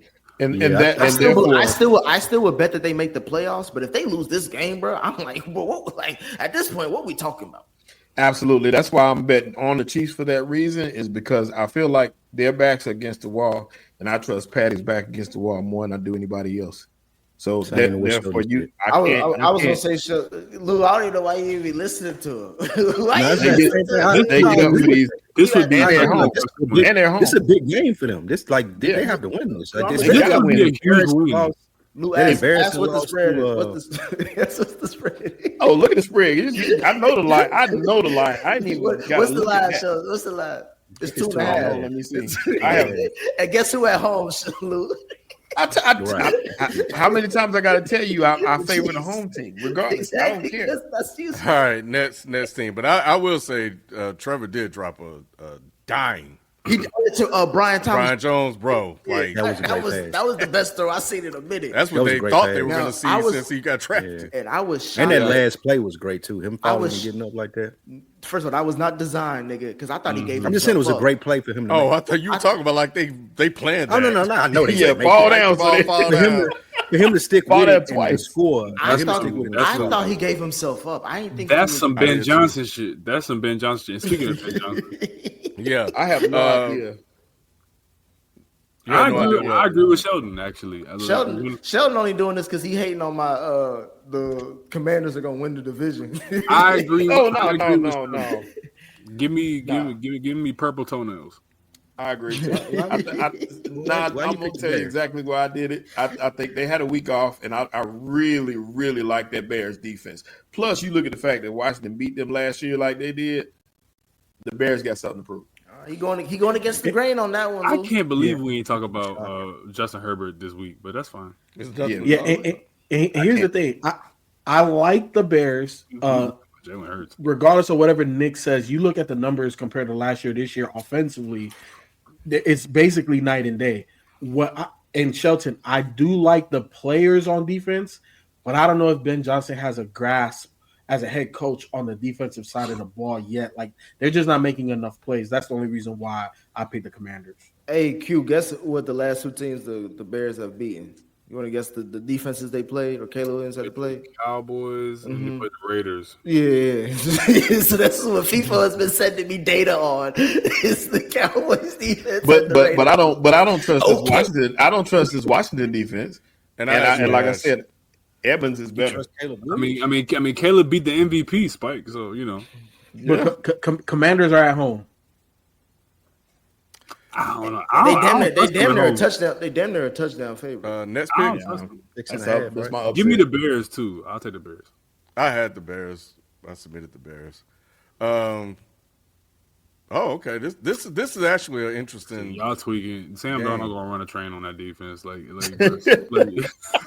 Sam Darnold. The Jags have one of the best defenses in the league. What you talking about? I think I'm picking this going against the grain because and we already know why Sheldon picked the Jags. Obviously, home team, but good friend. I think Darnold surprised me with that Baker game against the Tampa Bay. Like Darnold, he did fuck up at the end. But shit, I don't think Trevor is a toe-to-toe kind of QB because the Chiefs bailed him out a couple times, especially with that penalty down that 3rd and 13. And Hollywood Brown. Yeah, Hollywood Brown, Chris Jones giving up on that on the run that scored that touchdown. Like, I think the Chiefs gave up on that. Yeah. This Seattle defense, and if Sam Darnold is throwing the ball like he was throwing against Tampa Bay. But I don't think this is gonna be that close. I think Seattle plays really good defense and they run the ball well. Duval. He said that like he was the clown that scared that haunts Duval. Like, you talking about Pennywise? Yeah. Oh man. Hey, but he's 4-1 though. Hey, don't do that. Hey, the goofiest. He walked. If you have a goofy intro, you're gonna have a good season. Shelton, I promise you. The same thing happened with Dan Campbell. Everybody clowned him. Nick Sirianni did it. It's been a ton of them. Yeah, I think the only one that's fucking up. Didn't Mike McDaniels have a bad one? Yeah, he did. It was a couple of them. The worst. It don't last long. That's the thing, Ken. It don't last long. But well, anyway, all right. So get bumped. Was that it? That's the last one, right? Yeah, I think we good there. Okay, all right. Up next is our worst of the week. Oh man, who did this, man? Talk about it though. Look, no, we got to talk about it. We got to talk about it. FIFA feeling excited because he got Bad Bunny to look forward to. He putting down all black men. Hey, Nick, he jumped on black women about 2 weeks ago on Daddy Hip Hop. Rod and I had to be. We had to. I jumped on one, and she is angry. It was an awful stereotype, Nick. We were like, "Hey, man, it was so bad." He was talking about Nicky, wasn't he? I sure was. So if the shoe fits, wear it. But look, you ain't gonna talk about Rock Nation like that. Go ahead. Here, so in terms of Aaron Glenn, he has started 0-5, which is the worst in any debut for a New York Jets head coach. Now, here's the thing: this is a bad roster. This is definitely a bad roster. I don't think Aaron Glenn is going anywhere this season. I think he's going to get multiple seasons to turn this around. Now, how much confidence do they have in Aaron Glenn? I don't know if they have as much as I do. I think Aaron Glenn is going to be able to turn this around. Are they going to be a Super Bowl contender this year? Obviously not. He comes from a situation where they didn't win a game when he was a defensive coordinator. And they turned it around. So you have to believe. I'm not in the building with them, but I do know what Aaron Glenn was as a player. I saw him what he was as a coordinator, and I do believe in Aaron Glenn. This is not an indictment on Aaron Glenn. So all of that negative stuff that y'all wanted to say that I'm putting the black man down, that's not what this is. But at the end of the day, we have to call a spade, and he's 0-5 right now. That sounded racist. If he loses, damn, Ken. If it's Ken is trolling. He is. He don't, because we all down for mi gente, bro. It's all good. At the end of the day, if this nigga does not win a game until like December or some shit, he's out of there. Like, I'm sorry, because this can get bad. Because first of all, they're paying too many head coaches to then only get a year out of him and then go pay somebody else. That's number one. So I don't think Aaron Glenn is going anywhere. He is a really good hire. Also, we know that roster is just not good. And I think part of the issue is you look at some of these defenders, right, that they done paid. You know, Sauce Gardner. He is looking overrated. He's not looking like he's a top.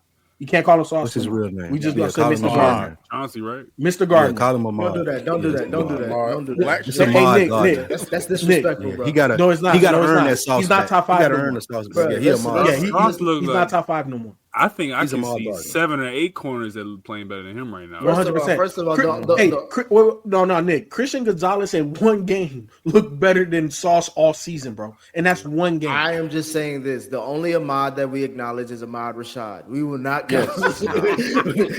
Well, we ain't acknowledging Ahmad Gardner. We just calling him Ahmad. Nah, his name is Sauce, nigga. You know what his name is. Nah, hey, there's a my simple thing solution is, there. my thing is, bro, he's spending too much time with Ice Spice to be, you know what I mean, doing all Would that you other do shit. anything different after you got paid, Q? I'm doing a lot different. I'm doing a lot different. Don't throw stones at a glass house, nigga. There's a way to turn I gotta at this least be around. top 5. Like I gotta at least be like I can't be no old like come on, man. There's a way to turn this around and get a victory, and that way is remove the quarterback that is 0-26 against teams when they score 20 points. No, Justin Fields. You put Tyrod Taylor in, dude. Like just let him play until you find a Justin Fields is quarterback. terrible.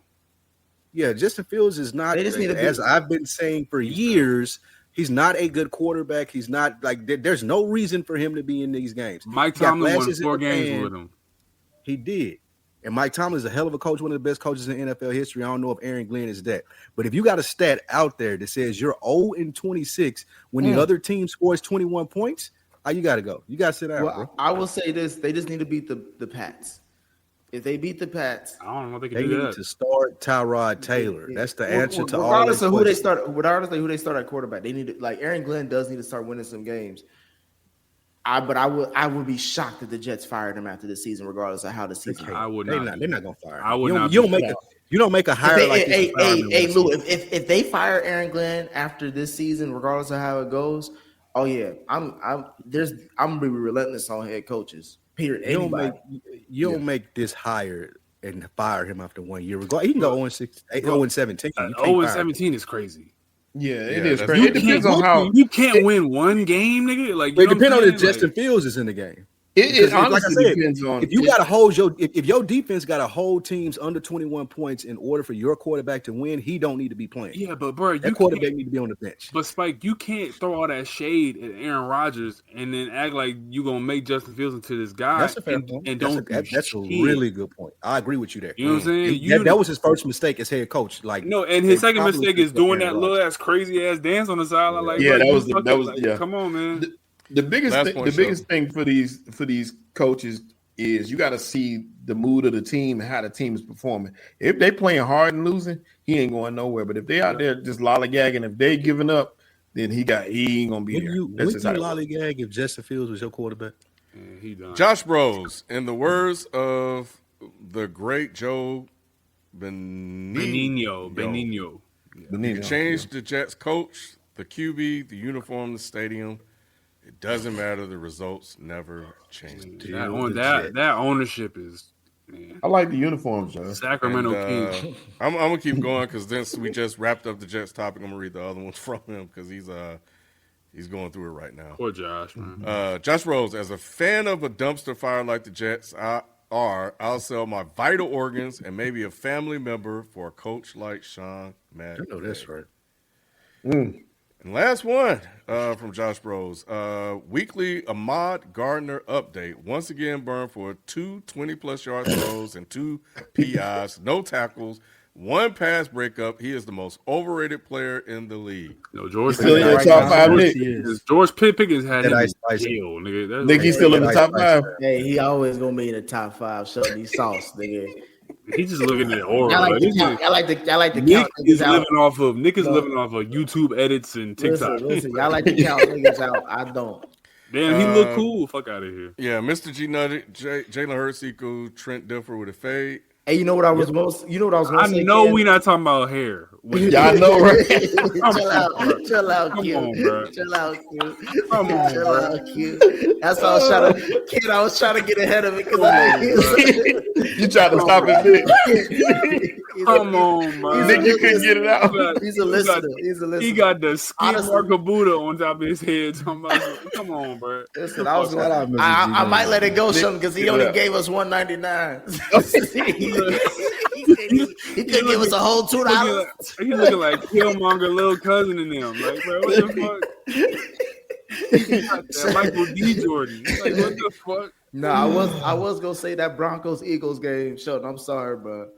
But I felt like I was looking at an alternate universe. It looked like we was watching the white Jalen Hurts versus the black Bo Nix. Crazy as hell, man. Y'all hell, man. Yeah. Hey, that's a crazy YouTube picture right there, though. Like, that's a crazy use, bro. He got Hey, man, nah, we moving on, man. Y'all not going to do a guy like that, bro. Leave I'm just saying, man. You got a Tinder profile pic to YouTube. You know what I'm saying? I would be, Mr. G Nugget, I would be happy to have that hair right now. That's all I'm going to say. Come on, we got to save it, kid. We gotta save it. He said, please right back. Please, Donovan Mason, what's worse, that Braun ad or Snoop making us think he quit smoking? Braun ad. We know Snoop PR company, bro. Snoop, we already know Snoop always got some goofy shit to come up. Snoop got the Olympics coming up. That's why he's saying this shit. Yeah. He's saying he's smoking no more. All right. Donovan Mason, the inning who ran for 2,000 yards, coming to asking the receiver, why you mad is insane. That's a good point. No, real shit, though. Like, it's just like, bro, like, what's going on? Yeah, it's crazy. Yeah. And I saved the last two because this is, and they're related. Josh Rose, I don't think Arizona problems are on Kyler, but as much as I try to like him, he just can't seem to play consistently. Is this his last year? And the last one is I haven't seen a more embarrassing loss than the Cardinals had in a while, and Trevor is still a bum. I don't care that they won. Trevor is still – Rich Gannon, Gannon got fined $100,000 too for hitting that running back in the chest for fumbling that ball. And it should have been more because he should have got fined 2 hands to his face because that shit was I would have worked. Yeah, he hit. He he knew. Well, Cuz knew. But to his point, Q, he couldn't have punched him because he did just fuck up in the game. Okay, I get it, bro. bro. You ain't got enough moxie there. I'm an NFL player, bro. I will work you over here, bro. You can't have that much confidence around me, like where you feel like you finna hit me, bro. Listen, I work out every day. I'm an in fit shape athlete, bro. I smack the dog shit out of you on this side. That's facts. But I'm also saying like what you did is liable for you to get cut. Man, if you punch a coach, that nigga Jonathan Gannon approached him like, give me my pink slip, then. Give me my pink slip, then, nigga. I'm walking out of here. I'm going to AB. I'm going to AB off the field, nigga. Yeah, that shit was crazy, and I still think it was a touchdown. It looked like a touchdown. That was too close to call for them to overturn. Yeah, it was. I agree with that. But still, for that to happen, and then for Cam to have a tipped interception that went into a fumble, that's insane, bro. But I got to say that Cam had a hell of a throw in that fourth quarter. He did. He had a couple of good. Yeah, man. Yeah. Listen, I'm trying to tell you, AFC coach. He gonna be all right. AFC up. He doesn't need a new coach. AFC up for grabs. So my Tennessee Titans pick. They not gonna win no more. That division. They ain't out of it. Bro, look what it took for them to win this game. Listen, and that's called. You know what that's called? Miracles. Miracles literally had to happen for them to win one game, bro. Several miracles. They gonna win the division. Like not even one, Sheldon. There was several miracles in one game that had to happen for them to win. When the football gods smile upon you, bro, you are highly favored in the moment. If you don't get the fuck on, I will say this: hey, FIFA, you got a brother in arms against Nicki Minaj because Ryan Clark said after that game against the Bills of the Pats, he was like, if Stephon Diggs is Cardi B, then the Buffalo Bills were Nicki Minaj. Another reason why people love Ryan Clark. Kid. I was gonna say something so inappropriate. No, please don't. Is this Kyler's last year? Before it's clearly getting late. We need to. No. It is his last year there. Yes, they don't make the playoffs. He's done. I think he's the richest player under 5'9". Might be. He is. Either him or Darren Sproles. He got a little baseball money. Sproles got like 3-4 Yeah, contracts. even if it is over for Kyler Murray, he can go play baseball right now. I mean, I feel like Kyler Murray can go to Pittsburgh. I don't know.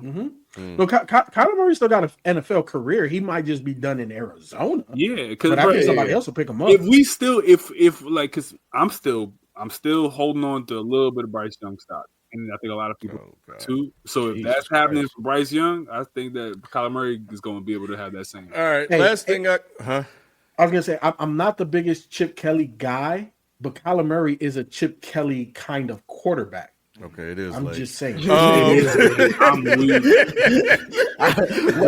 is a Chip Kelly quarterback got in Chip Kelly? Niggas is about to start talking about Shador, all kinds of shit. Hey, last thing, I did see Jerry Jones got fined for. He said he picked the wrong finger. That's what he said on the radio. They fined him. They fined him $250,000. They need to put this nigga in assisted living, like I said. In the I chat. believe like, him. What the fuck is going on? You believe he inadvertently picked? I believe it. I do too. That sound like some like. I don't know. He got y'all in the Super Bowl according to some people.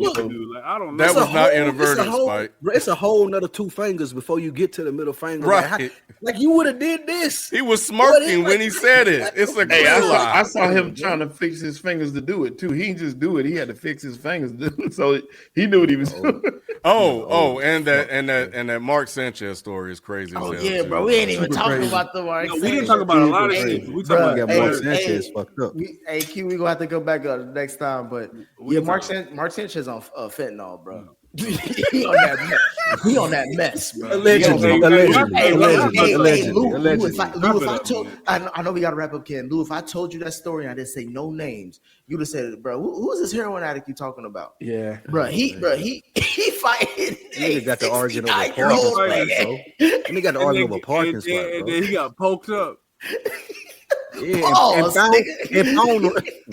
And he found the right one, Q. Like you want to argue with a nigga before you don't argue with old men. They come from a time where they carry knives. That's that Vietnam shit. I'm telling you, bro. Nah, Lou, we ain't gonna go abide by that. And he a truck driver too, bro. Yeah, keep it on. Q ain't say Mark Sanchez got poked up in a Indianapolis back alley. That is crazy. That's crazy. Hey, if the owner was still alive, he could have got some pills to make all of it go away. Man, come on. Man. All right, I think it's crazy. That Fox getting sued behind this, though.